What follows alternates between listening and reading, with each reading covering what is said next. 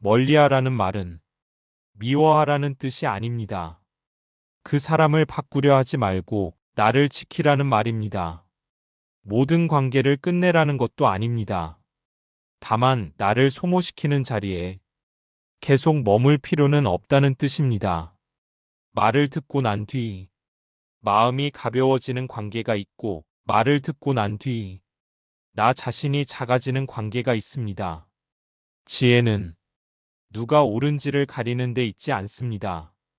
어디에 머물 것인지를 선택하는 데 있습니다. 오늘부터는 말을 들은 뒤에 내 마음을 조용히 살펴보십시오. 그것이 관계를 정리하는 가장 정확한 기준입니다. 무료로 가능한 구독을 눌러주시면 매일 새로운 마음을 울리는 글을 감상하실 수 있습니다. 여러분, 혹시 이런 경험 있으신가요?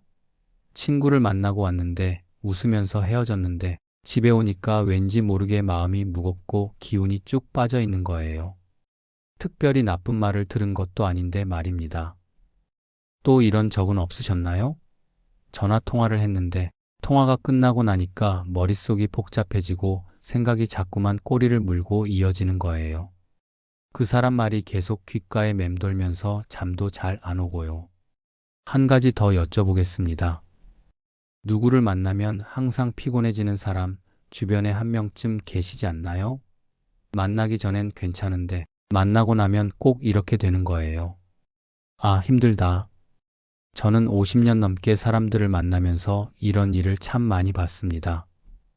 상담실에 오시는 분들 중에도 그런 호소를 하시는 분이 많아요.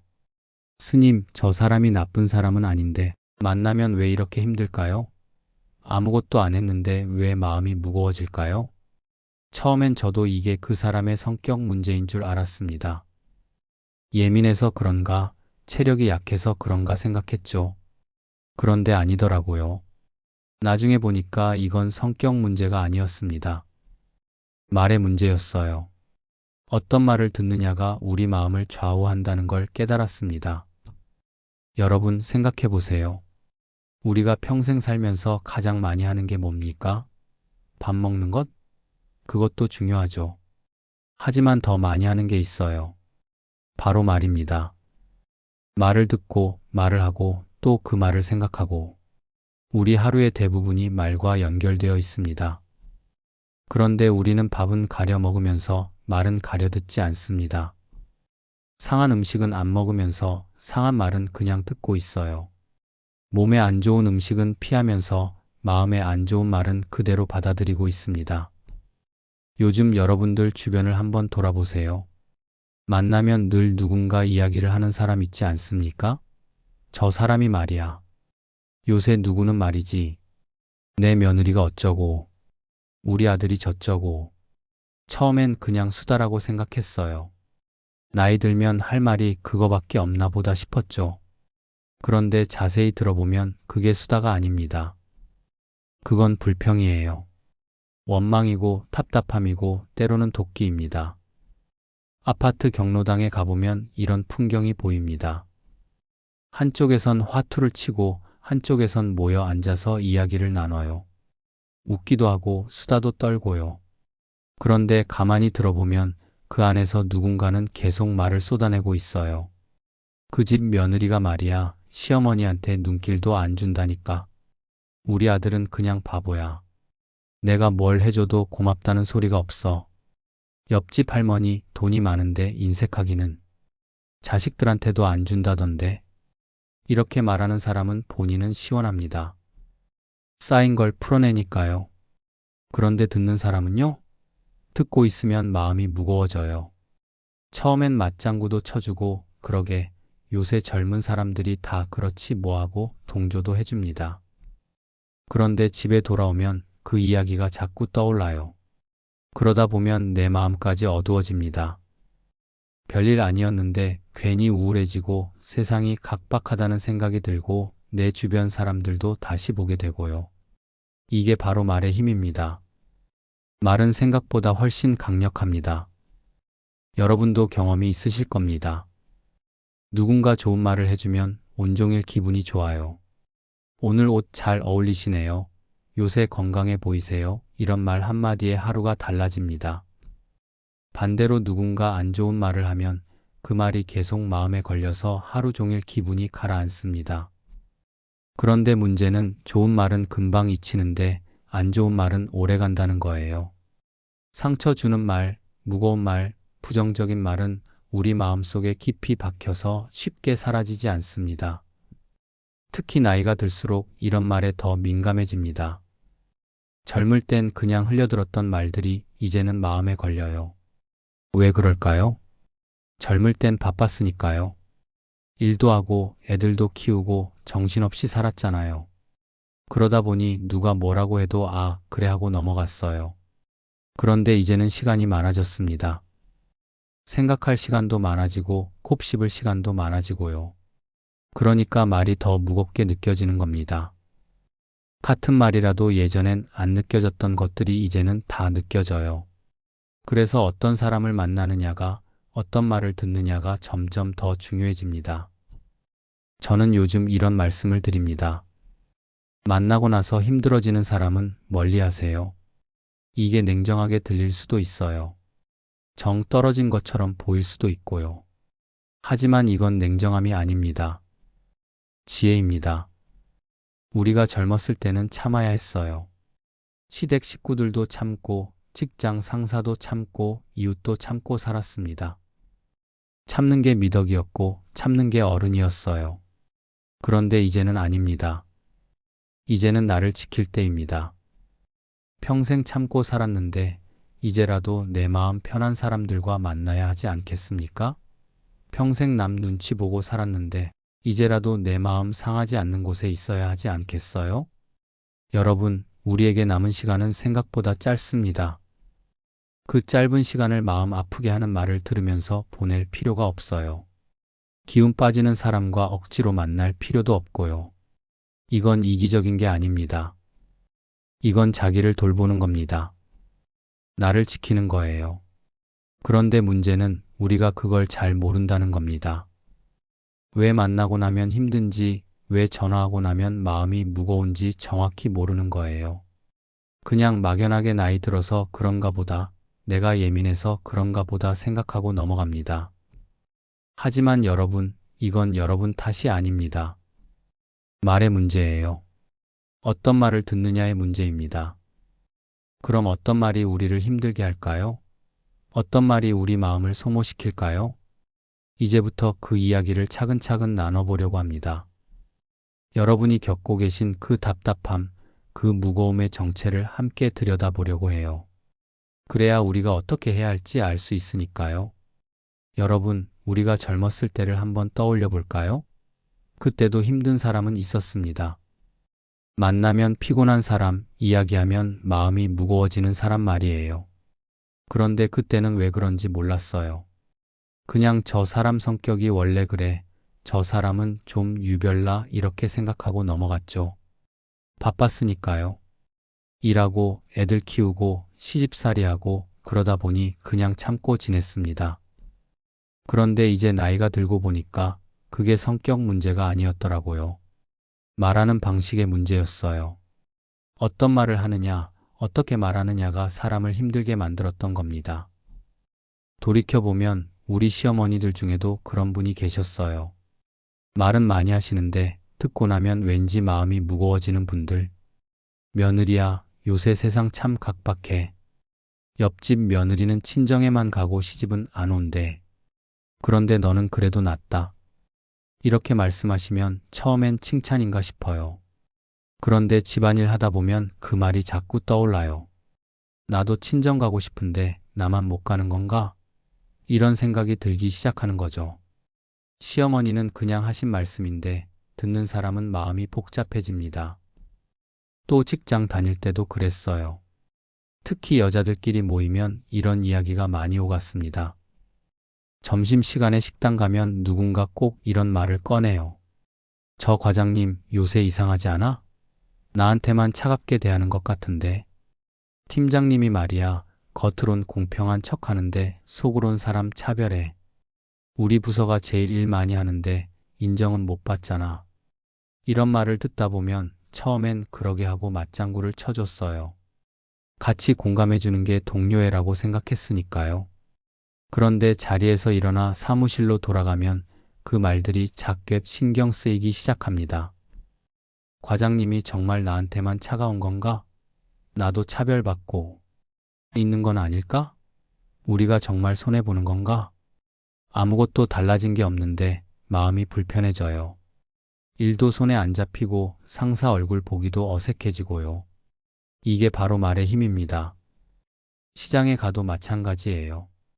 단골 가게에서 물건 사다 보면 이런 이야기를 듣곤 했습니다. 아줌마, 요새 물가 너무 올랐어. 우리 같은 사람은 어떻게 살라고. 정부가 서민은 안중에도 없어. 부자들만 봐주지. 옆 가게 사장 장사 잘 된다고 교만해졌어. 손님한테 불친절하더라.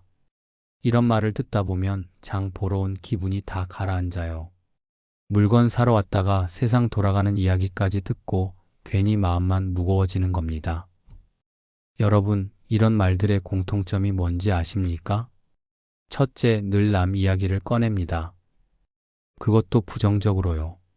칭찬하는 이야기가 아니라 뭔가 문제가 있다는 이야기를 합니다. 저 사람이 어쩌고, 요새 누구는 저쩌고 이렇게 시작하는 말들이에요. 둘째, 겉으로는 공감하는 척하지만 실제로는 아무 해결책이 없습니다. 그냥 같이 답답해 하자는 거예요. 맞아, 세상 참 각박해. 그러게, 요새 사람들이 다 그래. 이렇게 동조만 구하지 어떻게 하자는 이야기는 없어요. 셋째, 불평과 피해 의식이 계속 반복됩니다. 한 번 이야기하고 끝나는 게 아니라 만날 때마다 비슷한 이야기가 나와요. 저번에도 말했지만 또 그 이야기야 싶은데 본인은 계속 꺼냅니다. 넷째, 위로처럼 들리지만 사실은 듣는 사람을 끌어내립니다.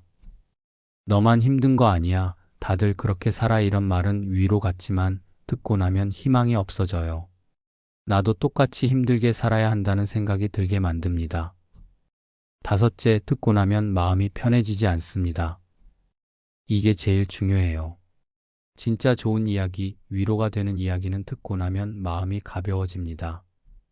그런데 이런 말들은 듣고 나면 오히려 더 무거워요. 우리가 젊었을 때는 이런 말들을 그냥 참았어요.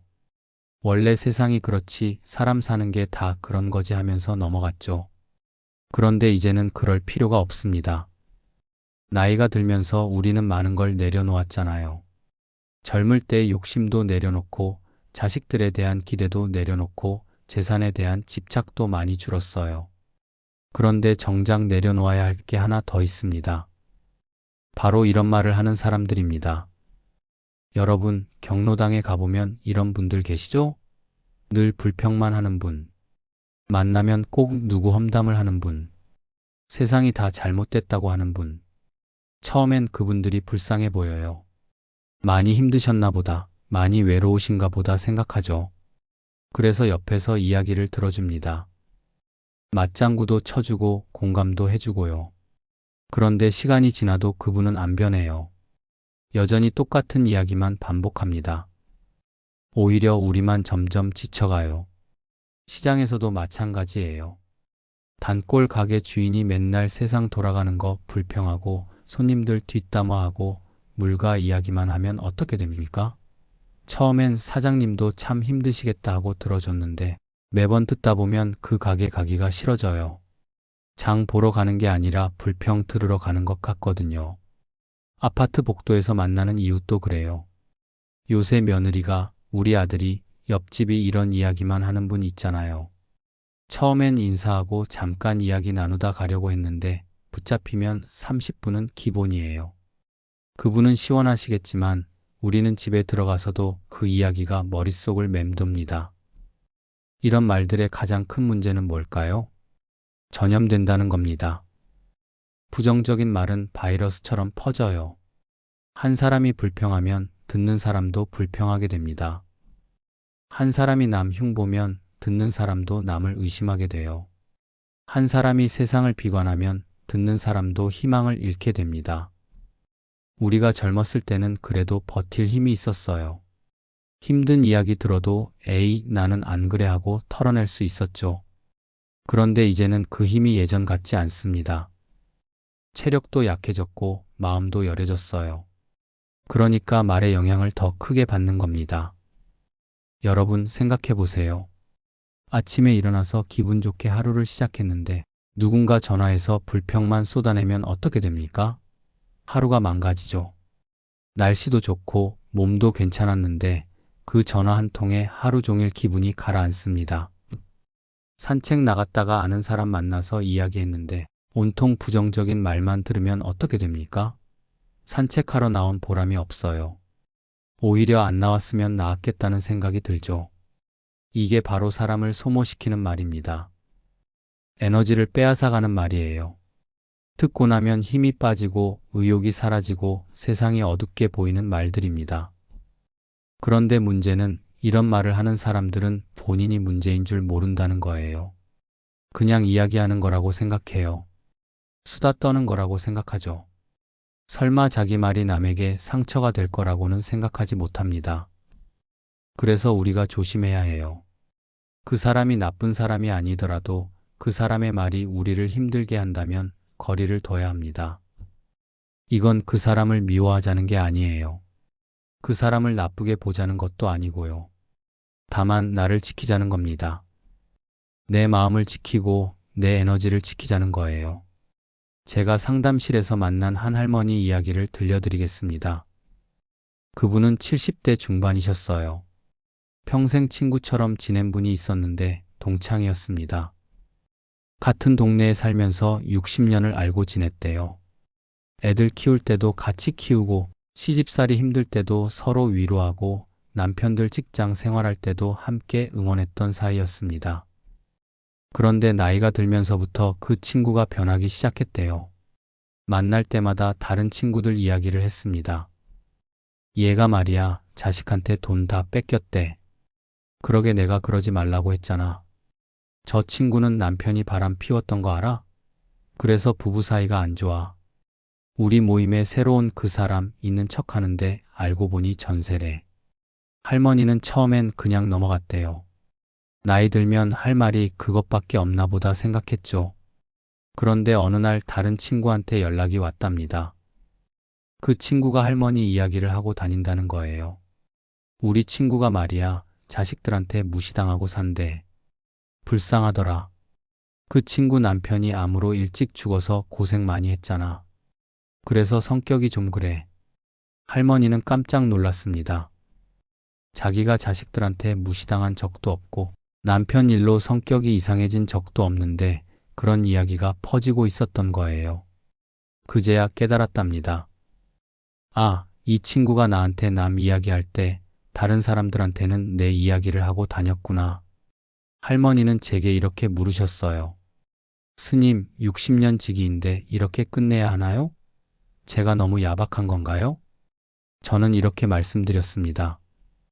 야박한 게 아닙니다. 오히려 지금까지 참으신 게 대단하신 겁니다. 그 친구는 60년 동안 할머니한테서 에너지를 빼앗아 갔어요. 이제 그만 놔주셔도 됩니다. 여러분, 이게 제가 평생 사람들을 보면서 깨달은 진리입니다.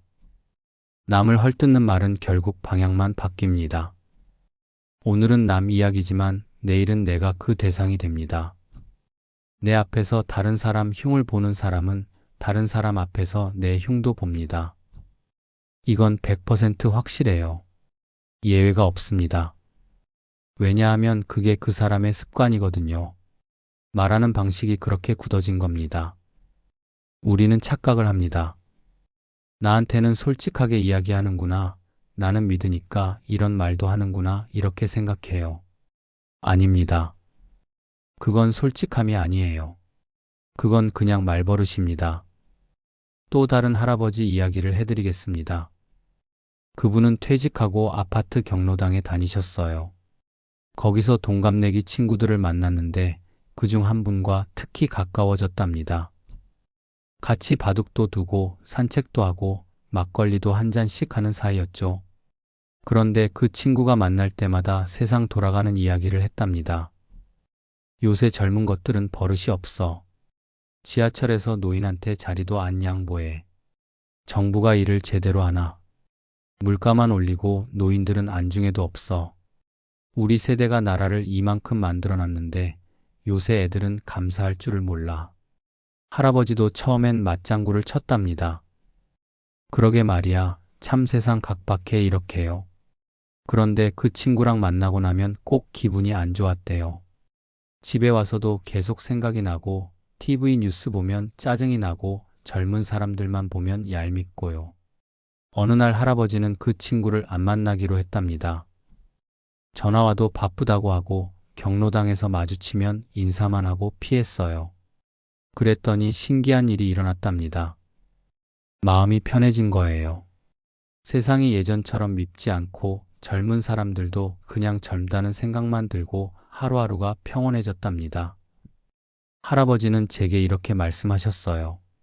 스님, 그 친구가 나쁜 사람은 아닌데 같이 있으면 제가 나쁜 사람이 되는 것 같았어요. 제 안에 있던 불평불만이 다 튀어나오는 느낌이랄까요? 정확히 보신 겁니다. 말은 생각보다 사람의 마음을 깊이 소모시킵니다. 단순히 기분만 나쁜 게 아니에요. 우리 안에 있던 부정적인 감정들을 다 끄집어내요. 잠들어 있던 불만, 묻어뒀던 원망, 잊고 있던 억울함을 다시 깨웁니다. 그래서 부정적인 말을 하는 사람과 오래 있으면 나도 부정적으로 변합니다. 불평하는 사람과 오래 있으면 나도 불평하게 돼요. 세상을 비관하는 사람과 오래 있으면 나도 희망을 잃게 됩니다. 이게 말의 무서운 점입니다. 여러분, 우리 나이가 되면 관계에 대해서 다시 생각해 봐야 합니다. 젊었을 때는 의리가 중요했어요. 친구는 끝까지 함께 해야지, 어려울 때 돕는 게 진짜 친구지 이렇게 배웠죠. 그래서 아무리 힘들어도 참았습니다. 하지만 이제는 다릅니다. 이제는 의리보다 더 중요한 게 있어요. 바로 정서적 안정감입니다. 정서적 안정감이 뭐냐고요? 그 사람과 있을 때 마음이 편한가? 그 사람과 이야기할 때 상처받지 않는가? 그 사람과 헤어지고 나서 후회가 없는가? 이런 겁니다. 의리라는 이름으로 평생 참고 만나는 사람이 있다면 그건 의리가 아니에요. 그건 집착입니다. 이만큼 알고 지냈는데 어떻게 끊어? 내가 그렇게 야박한 사람이 아니야. 이런 생각으로 붙잡고 있는 거죠. 하지만 그 사람이 여러분을 힘들게 한다면 놓아줘도 됩니다. 이건 배신이 아니에요. 이건 자기를 돌보는 겁니다. 우리가 젊었을 때는 남을 먼저 생각했어요. 부모님, 남편, 아이들, 시댁 식구들. 항상 남을 먼저 챙겼죠. 그게 좋은 며느리였고, 좋은 엄마였고, 좋은 아내였으니까요. 하지만 이제는 나를 먼저 생각해도 됩니다. 아니, 이제는 나를 먼저 생각해야 합니다. 평생 남 먼저 생각하고 살았으면 이제는 내 마음부터 챙겨야죠. 그런데 마음을 다치게 하는 말을 계속 듣고 있으면 내 마음을 어떻게 챙깁니까? 에너지를 빼앗는 사람과 계속 만나면 내 에너지를 어떻게 지킵니까? 여러분, 마음을 다치게 하는 말은 경고 신호입니다. 몸이 아프면 신호가 오잖아요. 열이 나고 기침이 나고 배가 아프고. 그럼 우리는 병원에 가거나 약을 먹거나 쉽니다. 당연한 거예요.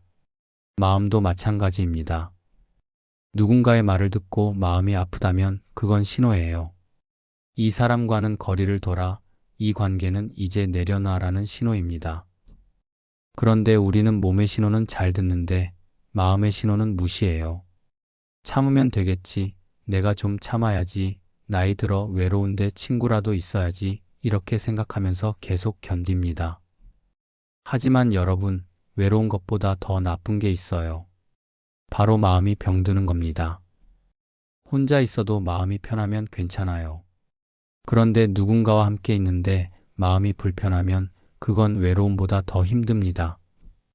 그래서 저는 이렇게 말씀드립니다. 혼자 있는 게 편하다면 혼자 계세요. 누군가와 함께 있는데 힘들다면 떨어져 계세요. 이건 이기적인 게 아닙니다.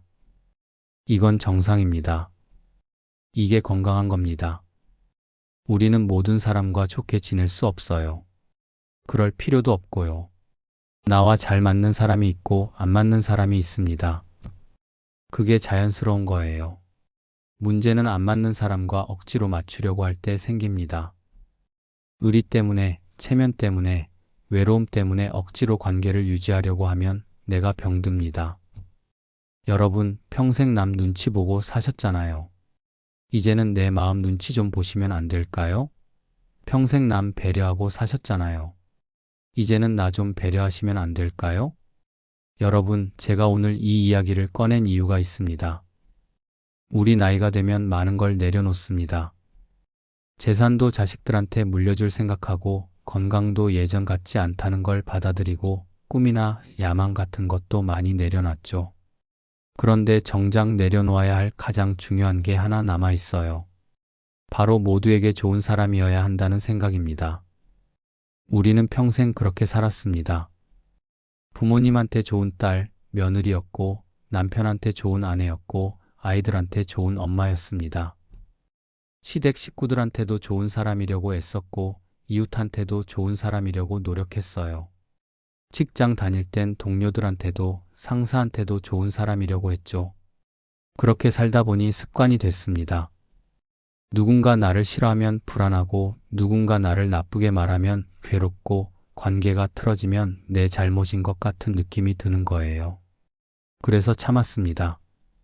마음이 불편해도 참고 말이 상처가 돼도 참고 만나기 싫어도 참았어요. 내가 어른이니까, 내가 착한 사람이니까, 내가 좀 참으면 되니까 이렇게 생각하면서요. 하지만 여러분, 이제는 그만 참으셔도 됩니다. 좋은 사람이 되려고 애쓰지 않으셔도 돼요. 모든 사람한테 사랑받을 필요도 없고요. 누군가 나를 나쁘게 봐도 괜찮습니다. 그건 그 사람 생각일 뿐이에요. 제가 만난 한 할머니는 이런 말씀을 하셨어요. 스님, 저는 평생 착하게 살았어요. 누구한테도 미움받고 싶지 않았고 누구한테도 나쁜 사람이 되고 싶지 않았어요. 그런데 이제 보니까 제가 제일 나쁜 사람이었더라고요. 나한테 말이에요. 가슴이 아팠습니다. 그 할머니가 평생 남한테는 착했는데 정작 자기 자신한테는 제일 못되게 군 거예요. 자기 마음은 돌보지 않고 자기 감정은 무시하고 자기 아픔은 참으라고만 했던 겁니다. 여러분도 혹시 그렇지 않으신가요? 남한테는 착한데 나한테는 못된 사람 말이에요. 이제는 나한테 착해져야 합니다. 내 마음을 먼저 돌봐야 해요. 누군가의 말이 나를 아프게 한다면 그 사람과 거리를 둬도 됩니다. 이건 냉정함이 아니에요. 이건 나를 사랑하는 겁니다. 말로 나를 지치게 하는 관계는 거리를 둬도 됩니다. 여러분, 우리 인생에서 관계만큼 중요한 게 없어요. 좋은 관계는 우리를 살게 하지만 나쁜 관계는 우리를 죽입니다. 천천히 조금씩 알아차리지 못하게 우리를 소모시키고 병들게 만들어요. 그런데 우리는 관계를 끊는 걸 너무 무서워합니다. 내가 너무 이기적인 건 아닐까? 내가 너무 야박한 건 아닐까? 사람들이 나를 차갑다고 생각하진 않을까? 이런 걱정 때문에 계속 참아요. 하지만 생각해 보세요. 그 사람은 여러분 마음 아프게 하면서도 전혀 미안해하지 않습니다. 여러분을 지치게 만들면서도 계속 똑같은 말을 해요. 그런데 왜 여러분만 걱정해야 합니까? 왜 여러분만 미안해해야 하죠? 침묵보다 아픈 말이 더 해롭습니다. 어떤 분들은 혼자 있는 게 두렵다고 하세요. 친구라도 있어야 외롭지 않지 않겠어요? 이렇게 물으십니다. 그런데 여러분, 외로움에도 종류가 있어요. 혼자 있어서 느끼는 외로움은 견딜만 합니다. 책도 보고, TV도 보고, 산책도 하면서 지낼 수 있어요. 그런데 누군가와 함께 있는데 느끼는 외로움은 견디기 힘듭니다. 옆에 사람이 있는데 마음이 더 공허하고 이야기를 나누는데 더 외로운 거예요. 차라리 혼자 있는 게 나아요. 혼자 있으면 최소한 마음은 평온하니까요. 침묵은 때로는 치유입니다. 아무 말 없이 혼자 앉아있는 시간, 그 시간이 우리를 회복시켜요. 그런데 아픈 말은 치유가 아니라 상처예요. 아무리 많은 말을 들어도 마음은 더 아프기만 합니다. 그러니 침묵을 두려워하지 마세요. 혼자 있는 시간을 부끄러워하지 마세요. 나를 지키는 것은 냉정함이 아니라 지혜입니다. 스님, 그래도 그 사람이 나쁜 사람은 아닌데요. 이런 말씀 하시는 분들 많아요. 네, 맞습니다. 나쁜 사람은 아닐 수 있어요. 그냥 그 사람의 말하는 방식이 여러분과 안 맞는 거예요. 나쁜 사람이 아니라고 해서 꼭 함께 있어야 하는 건 아닙니다. 나쁜 사람이 아니라고 해서 내가 아픈 걸 참아야 하는 것도 아니고요. 그 사람은 그 사람대로 살고 나는 나대로 사는 겁니다.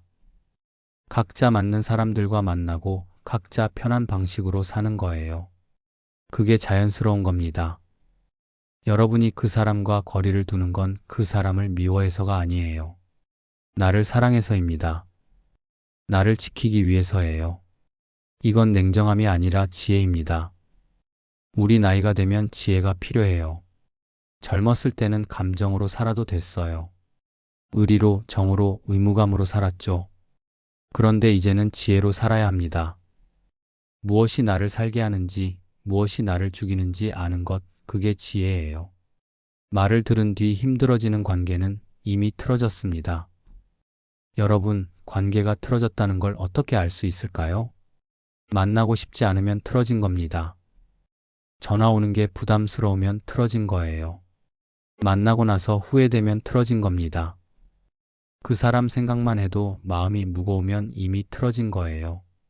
이미 틀어진 관계를 억지로 붙잡고 있으면 여러분만 다칩니다.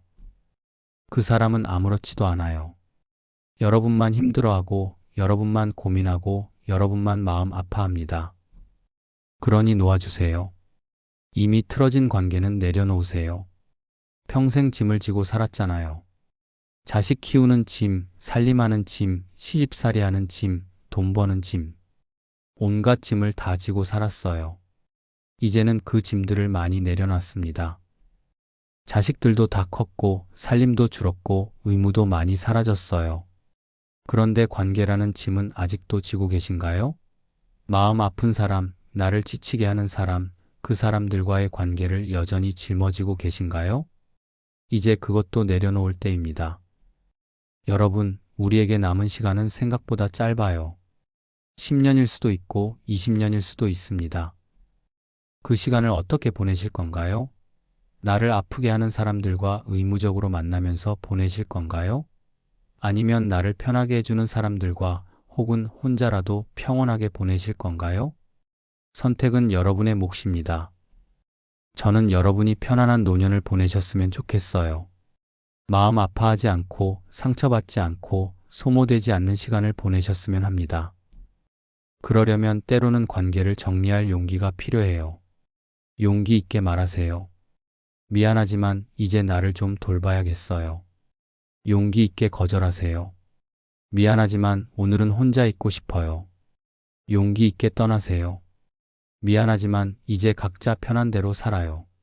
이 말들이 냉정하게 들릴 수 있어요.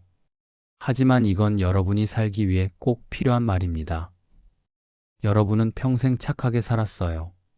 이제는 현명하게 사세요. 평생 남을 배려했어요. 이제는 나를 배려하세요. 평생 참고 견뎠어요. 이제는 놓아주세요. 말로 나를 다치게 하는 사람이 있다면 그 사람과는 이제 안녕입니다. 그것이 여러분이 여러분 자신에게 줄 수 있는 가장 큰 사랑입니다. 가장 큰 선물이에요. 여러분 사랑하세요. 여러분 자신을 사랑하세요. 그게 이 나이에 가장 중요한 일입니다. 고맙습니다.